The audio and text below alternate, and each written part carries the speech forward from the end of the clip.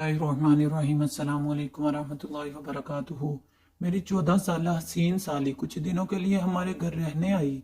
मैं जैसे बच्ची समझ रहा था, वो तो पूरी आग निकली। मेरी बीवी अस्पताल में अपनी माँ के साथ दाखिल थी, इसीलिए मेरी सास रात को मेरी साली को मेरे पास छोड़ गई। मैंने इसे बच्ची समझकर अपने साथ सुला लिया कि कहीं वो नए घर में डर ना जाए, लेकिन उसने तो आधी रात को मेरे साथ ही बेड पर रात के 12 बजे के करीब मेरे कमरे के दरवाजे पर दस्तक हुई तो मैं जान गया कि मेरी साली निदा ही होगी, क्योंकि वो इस वक्त पूरे घर में अकेली थी और वो पहली दफा हमारे घर रहने के लिए आई थी। तो शायद इसे रात के इस पहर डर लग रहा था। जैसे ही मैंने दरवाजा खोला तो ये देखकर मेरी हैरत की इंतहा ना रही कि वो नीम बरहाना सी नाइटी पहने दरवाजे पर खड़ी थी। मुझे देखते ही कहने लगी कि अरशद भाई, मुझे आपके घर में बहुत खौफ महसूस हो रहा है। क्या मैं रात आपके साथ आपके कमरे में गुजार सकती हूँ? मेरी नज़र में तो निदा एक 14 साल की बच्ची थी, लेकिन मैं पहली बार उसे यूं देख रहा था। वो तो किसी गुलाब की कली की तरह तरोताज़ा थी। 14 साल की उम्र में ही इसका बदन भरपूर जवान हो गया था। कमरे में मध्यम रोशनी होने के बावजूद भी नीम बरहाना नाइटी में इसके जिस्म का हर हिस्सा वाज़िह नजर आ रहा था। वो मेरी बीवी की छोटी बहन थी।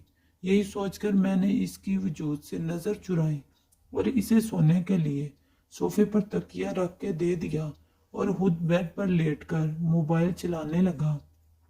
मेरी शादी को 5 साल होने वाले थे और मेरी शादी के वक्त निदा एक 9 साल की बच्ची थी। मेरा अपने ससुराल बहुत ही कम न होता था, इसीलिए मैं निदा को अभी तक बच्ची ही समझ रहा था। लेकिन मुझे क्या खबर थी कि वो तो पूरी क़यामत बन चुकी है। मैं मोबाइल में मगन था और निदा सोफे पर बेचैन लेटी थी। इसके इस पहर मोबाइल पर भी एक से बढ़कर एक सामान सामने आ रहा था, जिसकी वजह से मेरे सोए हुए जज्बात जाग रहे थे। मैंने रात को आवाज़ देकर पूछा कि कोई मसला है क्या? निदा कहने लगी, अरशद भाई, ये सोफ़ा बहुत छोटा है और मेरे पाँव सोफे से बाहर जा रहे हैं, जिसकी वजह से मैं सही तरह से लेट नहीं पा रही। निदा की बात सुनकर मैंने कहा कि ठीक है निदा, तुम बेड पर आ जाओ, मैं सोफे पर बैठ जाऊंगा। निदा जैसे ही बेड पर आई तो मैं अपना तकिया लेकर उठने लगा, लेकिन निदा ने मेरा हाथ पकड़कर रोक लिया और कहने लगी कि अरशद भाई, आप क्या सारी रात बैठे ही रहेंगे?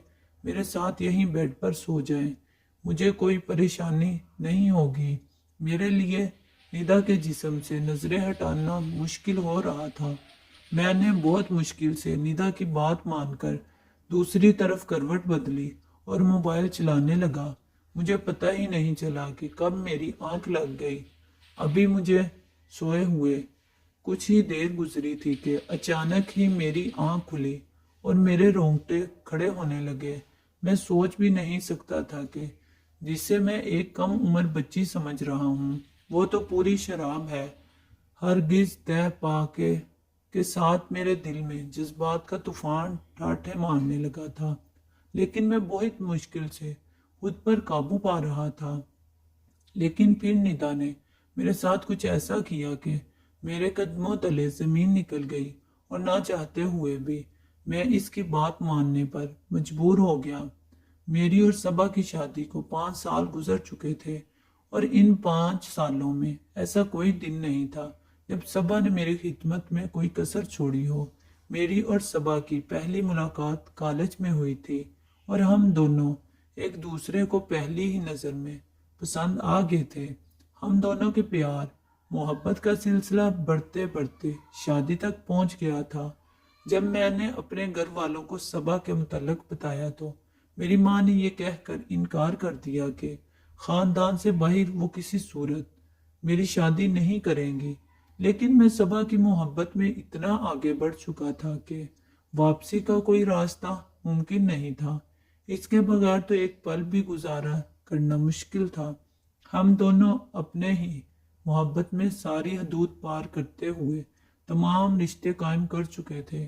کالج میں جانے کے بعد ہم دونوں ایک دوسرے کا ہاتھ پکڑ کر واپس باہر نکل جاتے اور کالج کے پیچھے بنے ہوئے چھوٹے چھوٹے ہوٹلوں میں ایک دوسرے کے ساتھ وقت گزارتے۔ میں نے اپنی ماں کو منانے کی بہت کوشش کی، لیکن وہ کسی بھی صورت میں اس شادی کے لیے راضی نہ ہوئیں اور میں نے صبا کے ساتھ بھاگ کر شادی کر لی۔ جب میرے ماں باپ کو اس بارے میں علم ہوا تو انہوں نے مجھے گھر سے ہی نکال دیا، کیونکہ میں کوئی نوکری نہیں کرتا تھا اور نہ ہی میری کوئی کمائی تھی۔ اور جب صبا کے گھر والوں کو اس بارے میں پتہ چلا تو وہ بھی ہماری شادی کے خلاف ہو گئے، اور وجہ یہی تھی کہ میں کچھ بھی نہیں کماتا تھا۔ بہت مشکل سے میں نے صبح کے گھر والوں کو راضی کر کے رکھ سکتی تو لے لی تھی، لیکن صبا کے گھر والوں نے ہم سے ملنا جلنا ختم کر دیا تھا۔ کافی عرصے تک میں اور سب فاقوں والی زندگی گزارتے رہے، لیکن جیسے ہی میری نوکری لگی اور میرے حالات کچھ بہتر ہوئے تو صبا نے اپنے گھر والوں سے ملنا جلنا شروع کر دیا۔ لیکن اب وہ لوگ مجھے بالکل بھی پسند نہیں تھے، کیونکہ جب مشکل حالات تھے تو انہوں نے مجھے نہیں اپنایا تھا، اور اسی لیے میں صبا کے گھر نہ جانے کے برابر جاتا تھا، سال میں 1 یا 2 دفعہ۔ اسی لیے میں نے صبا کی چھوٹی بہن ندا کو کبھی صحیح سے دیکھا بھی نہیں تھا، نہ ہی میں اس بات سے واقف تھا کہ وہ اب 14 برس کی ایک خوبصورت لڑکی بن چکی ہے۔ خدا نے ہمیں اولاد کی نعمت سے کئی سالوں سے محروم رکھا تھا، اور بہت زیادہ علاج کرانے کے بعد اب صبا ہمارے بچے کو جنم دینے جا رہی تھی۔ میرے گھر والے تو تھے ہی نہیں، اس لیے مجبوراً مجھے صبا کی ماں کو بلوانا پڑا، اور جب ہم صبح کو ہسپتال لے کر گئے تو ڈاکٹر نے بتایا کہ صبا کو 1-2 دن ہسپتال میں داخل رہنا پڑے گا۔ پریگنینسی کے اس عرصہ میں صبا کو بہت سی بیماریاں ہو چکی تھی، اسی لیے اس کا کیس کافی مشکل تھا۔ صبا کے والد کہیں شہر سے باہر گئے ہوئے تھے، اس لیے صبا کی والدہ نے اس کی چھوٹی بہن کو میرے پاس ہمارے گھر میں چھوڑ دیا، کیونکہ وہ اسے اکیلا نہیں چھوڑ سکتی تھی۔ میں بہت عرصہ بعد صبا کی بہن ندا کو پہلی دفعہ دیکھ رہا تھا، اور میں اس کو حیران رہ گیا تھا۔ میں تو صبا کی خوبصورتی کا ہی دیوانہ تھا، لیکن اس کی چھوٹی بہن تو اس سے کہیں زیادہ خوبصورت تھی، اور اسے دیکھ کر میں صبا کو بھول گیا تھا۔ ندا نے صبا کی غیر موجودگی میں گھر کے سارے کام کاج بہت اچھے سے کیے، اور مجھے بالکل محسوس نہیں ہوا کہ صبا گھر میں نہیں ہے۔ اس نے سارے گھر کو سلیقے سے صاف ستھرا کر کے سونے کی تیاری شروع کی تو میں بھی اپنے کمرے میں چلا آیا۔ لیکن تھوڑی ہی دیر بعد جب کمرے کے دروازے پر دستک ہوئی تو میں جان گیا کہ ندا آئی ہے۔ شاید اسے کسی چیز کی ضرورت تھی، لیکن میں اس بات سے بالکل بے خبر تھا کہ ندا تو کچھ اور ہی ارادہ لے کر آئی ہے۔ پہلے تو وہ صوفے پر آرام سے بیٹھ گئی اور کہنے لگی کہ مجھے بہت زیادہ اکیلے پن میں خوف محسوس ہو رہا تھا، کیونکہ یہ گھر میرے لیے بالکل نیا ہے۔ اسی لیے میں نے سوچا کہ کیوں نہ میں آپ کے کمرے میں ہی رات گزار لوں۔ میں نے ندا سے کہا کہ اچھا، کیا تم جو چلی آئی، یہ تمہارا اپنا ہی گھر ہے، تم یہاں آرام سے سو سکتی ہو۔ لیکن ندا کو یوں نیم برہانہ نائٹی میں دیکھ کر میری نظریں بار بار اس کے جسم کا طواف کر رہی تھی۔ ندا میرے چہرے پر نظریں جمائے بہت ہی توجہ سے مجھ سے بات کر رہی تھی۔ وہ آہستہ آہستہ مجھے بتا رہی تھی کہ جب اس نے مجھے پہلی بار دیکھا تھا تو میں پہلی ہی نظر میں اسے بہت اچھا لگا تھا۔ اس وقت وہ صرف 9 سال کی تھی۔ وہ کہنے لگی کہ مجھے دیکھتے ہی اسے اپنی آپی کی پسند پر رشک آنے لگا، اور اسے خوشی ہوئی کہ اس کی آپی کی قسمت اتنی اچھی ہے۔ ندا کہنے لگی کہ اس دن کے بعد سے میں اس کے خیالوں میں بیٹھ گیا تھا، اور وہ یہی تصور کرتی ہے کہ اس کی زندگی میں آنے والا شخص بھی بالکل میرے جیسا ہی ہوگا۔ ندا مجھ سے بات کرتے کرتے اپنی نائٹی کی ڈوری سے بھی खेलने लगी थी। वो मुझे कह रही थी कि मेरी बड़ी बड़ी आंखें इसके जहन में हमेशा के लिए बैठ गई थी। वो कहने लगी कि उसने कई मर्तबा अपने अब्बा से मेरे लिए झगड़ा भी किया, क्योंकि वो चाहती थी कि उसके अब्बा मुझे माफ़ करके हमें अपना लें, क्योंकि वो मुझे दोबारा देखने के बहुत बेचैन थी। मुझसे बातें करते करते वो सोफे और मैं बहुत मुश्किल से उससे नज़रें चुराकर अपने फ़ोन में ध्यान लगाने लगा था कि कमरे का माहौल अचानक ही बहुत गर्म हो गया था। निदा एक जलती हुई आग थी जो मुझे अंदर तक धका रही थी। मैं उसे एक बच्ची समझ रहा था, लेकिन उसकी जवानी तो किसी को भी दीवाना कर भटक कर निदा के वजूद पर जा रहा था। और जब मैंने इसे बेचैन देखा तो मैं पूछ रहा था कि क्या हुआ है। वो कहने लगी कि ये सोफ़ा बहुत ज़्यादा गैर आरामदा है और मैं इस पर आराम से सो नहीं सकती। ये सुनते ही मैंने इससे कहा कि वो बेड पर आकर सो जाए और सोफे पर मैं सो जाऊंगा। वो जैसे ही बेड की तरफ आई तो मैं उठने लगा। निदा ने फौरन ही मेरा हाथ पकड़ कर कहा कि अरशद भाई, आपको तकलीफ उठाने की क्या ज़रूरत है, यह आपका अपना ही घर है। मैं एक तरफ लेट जाती हूँ, दूसरी तरफ आप लेट जाएं। मैंने निदा की बेबाकी देखकर हैरान रह गया था, लेकिन मैं खुद भी आराम करना चाहता था। सारा दिन सबा के पीछे मैंने अस्पताल में काफ़ी भाग दौड़ की थी, इसीलिए मैं बेड पर एक कोने से होकर लेट गया और अपना फ़ोन चलाने लगा। निदा की मौजूदगी में अपने जज्बात पर काबू पाना मेरे लिए एक मुश्किल मरहला था, जिससे मैं इस वक्त गुजर रहा था। फ़ोन चलाते चलाते ही मुझे कब नींद आ गई मुझे पता भी न चला। जब मेरी आंख खुली तो मुझे ऐसा महसूस हुआ जैसे कोई मेरे जिस्म पर हाथ फेर रहा हो, और जब मैं पूरी तरह होश में आया तो मुझे अंदाज़ा हुआ कि निदा मेरे बहुत करीब लेटी हुई है और इसकी उंगलियां मेरे जिस्म पर हरकत कर रही हैं। मेरे अंदर एक तूफान सा उठने लगा था। निदा जानबूझकर मेरे जज्बात को उबार रही थी। वो अपने दिली जज्बात तो बातों बातों में पहले ही बयान कर चुकी थी कि वो मुझे पसंद करती है, और अब रात के अंधेरे में वो इस तरह मेरे करीब आकर ये बात साबित कर रही थी कि इसके दिल में मेरे लिए बहुत कुछ था। मैं एक मर्द था और बहुत कोशिश के बावजूद भी मैं खुद को निदा से दूर ना रख सका, और मैं भी करवट बदलकर इसके करीब हो गया। निदा तो जैसे इसी बात के इंतजार में थी। जैसे ही इसे इल्म हुआ कि मैं इसका साथ देने के लिए तैयार हूँ, वो फौरन ही अपने जज्बात मुझ पर लुटाने लगी, और मैंने भी इसके हर जज्बात की खूब पजराई की।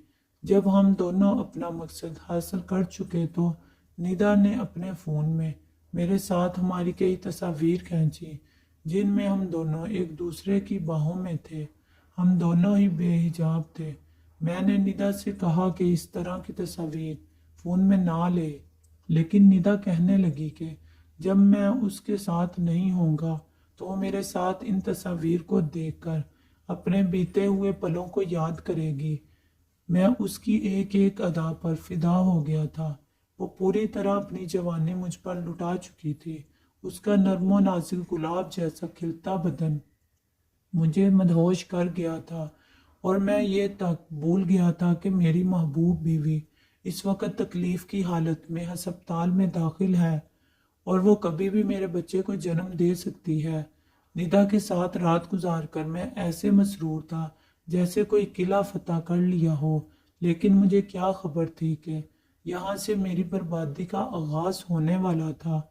जैसे ही मैं अस्पताल जाने के लिए निकलने लगा, निदा ने मुझे आवाज़ देकर रोका और मेरे करीब आकर मुझे अपनी बाहों में भर लिया और मुझे चूमने हुए कहने लगी कि आप जाते जाते मुझे कुछ पैसे दे जाए, मुझे बाजार जाना है।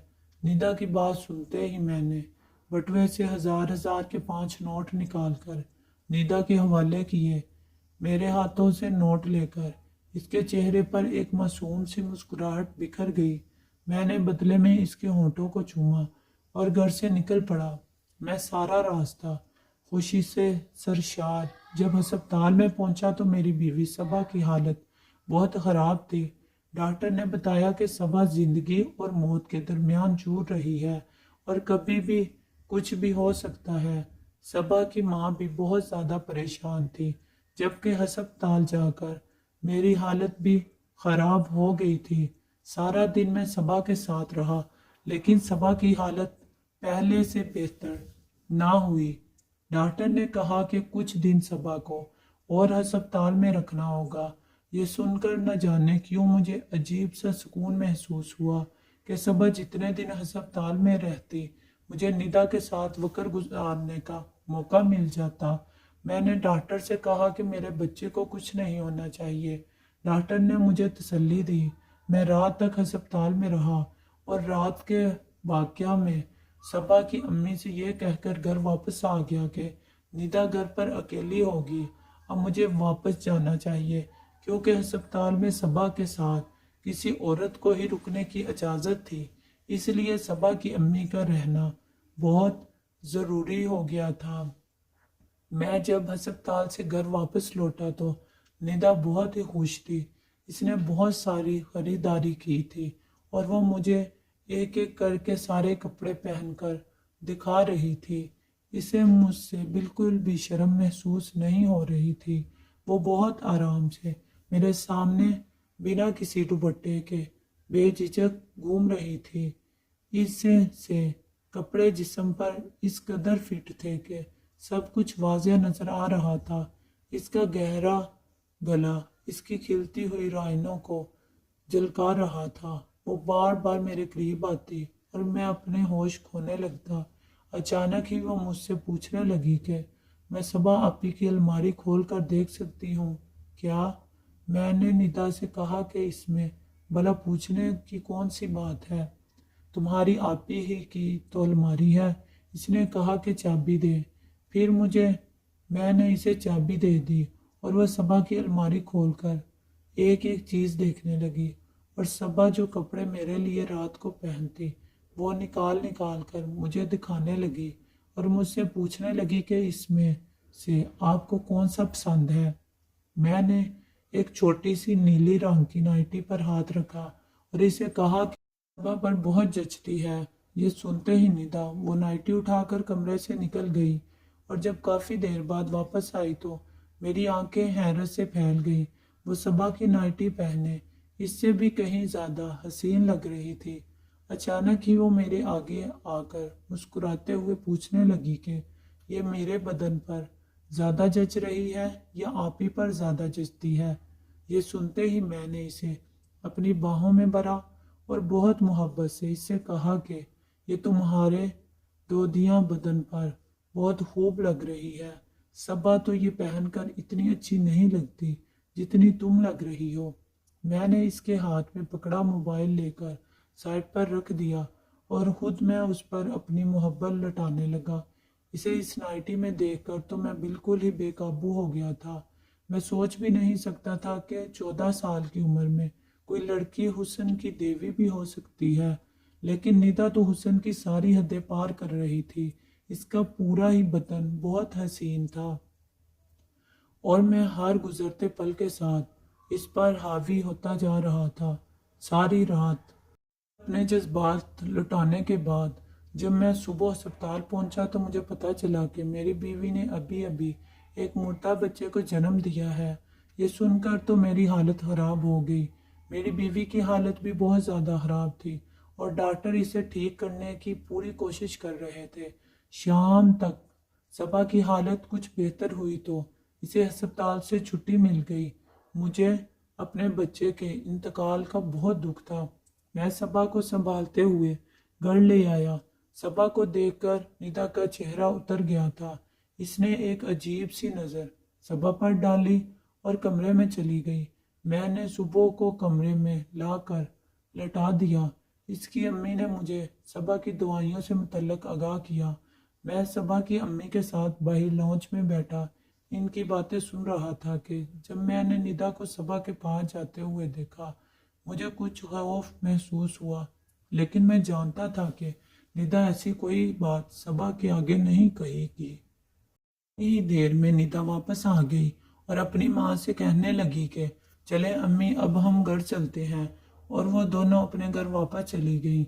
मैंने निदा को आखिरी बार अलविदाई नज़रों से देखा, क्योंकि मैं जानता था कि अब हम दोनों का मिलना बहुत मुश्किल है। निदा को जाता देखकर मैंने एक ठंडी आह भरी थी। थोड़ी देर बाद जब मैं दूध का गिलास लिए अपने कमरे में पहुंचा तो सबा गुमसुम सी बैठी हुई थी। मैंने इससे कहा कि कोई बात नहीं, अगर एक औलाद चली भी गई तो हमें अल्लाह दोबारा औलाद से नवाजेगा। मेरी बात सुनकर सबा ने मुझे बहुत अजीब नज़रों से देखा और कहने लगी, जो मैंने खो दिया है इसे दोबारा पाना मुमकिन ही नहीं। सबा के लहजे ने मुझे चौंका दिया था। मैं इसके आगे ही बैठ गया और इसे कहने लगा कि ऐसी बात क्यों कर रही हो। सबा कहने लगी कि निदा मेरी सकी बहन नहीं है, बल्कि वो मेरी पुप्पो की बेटी है, जिसे पुप्पो के इंतकाल के बाद अब्बा हमारे घर ले आए थे। लेकिन निदा को बचपन से ही मुझसे बहुत नफरत थी, क्योंकि घर में हर चीज़ मेरी थी और इसे हर वो चीज़ चाहिए होती जो होती। अब आपने कभी इसे किसी चीज़ की कमी महसूस नहीं होने दी, लेकिन इसके बावजूद भी वो मुझसे हसद में मुब्तला रही। इसकी नज़र हर इस चीज़ पर होती जो अब्बा मेरे लिए लाते या जिसे मैं पसंद करती। जब मेरी तुमसे शादी हुई तो तुम मेरे घर आना जाना नहीं करते थे और मुझे इस बात की तसल्ली थी कि वो तुम पर अपनी नज़रें नहीं जमाएगी। लेकिन मुझे अंदाज़ा नहीं था कि वो मेरे हजरत मैं इतनी आगे बढ़ चुकी थी कि इसने तुम्हें मुझसे छीनने के लिए वो सब कर दिया जिसके बारे में सोच भी नहीं सकती थी। सबा की आंखों से आंसू बह रहे थे और वो मुझसे कह रही थी कि निदा ने जाने से पहले मुझे वो सारी वीडियो दिखा दी हैं और सारी तस्वीर भी दिखा दी हैं जिनमें हम दोनों एक साथ थे। सबा की बात सुनकर मैं सदमे में आ गया। निदा ने सब कुछ जानबूझकर एक मकसद के तहत किया था और मैं इसके हाथों खिलौना बन गया था। सबा की आंखों में मेरे लिए सिर्फ और सिर्फ नफरत बाकी बच गई थी। इसने अपनी औलाद भी खो दी थी और शोहर भी। मैं सबा के आगे शर्मिंदगी से सर झुका गया था कि जब सबा ने मुझसे कहा कि वो जाते जाते मुझसे मेरी नीली नाइटी मांग कर ले गई है, क्योंकि वो तुम्हें मुझसे ज़्यादा इसके बदन पर जचती हुई दिखाई देती है। मुझे लगा था जैसे सबा के लफ्ज़ों ने मुझे ज़मीन में जिंदा गाड़ दिया हो। वक़्त जज्बात के हाथों में अपनी पूरी ज़िंदगी हार गया था। अब कभी सबा के आगे नज़र उठाकर ज़िंदगी नहीं गुजार सकता था। निदा ने कुछ ही वक्त बाद मुझे ब्लैकमेल करने का सिलसिला शुरू कर दिया था। वो मुझसे हर बार एक बड़ी रकम का तकाजा करती और मेरे ना देने का कहने पर मेरी तस्वीर वायरल करने की धमकी देती। मैं जिसे 14 साल की एक सीधी सादी मासूम बच्ची समझ रहा था, वो दरअसल एक फितना थी जिसने मेरी पूरी जिंदगी बर्बाद करके रख दी थी।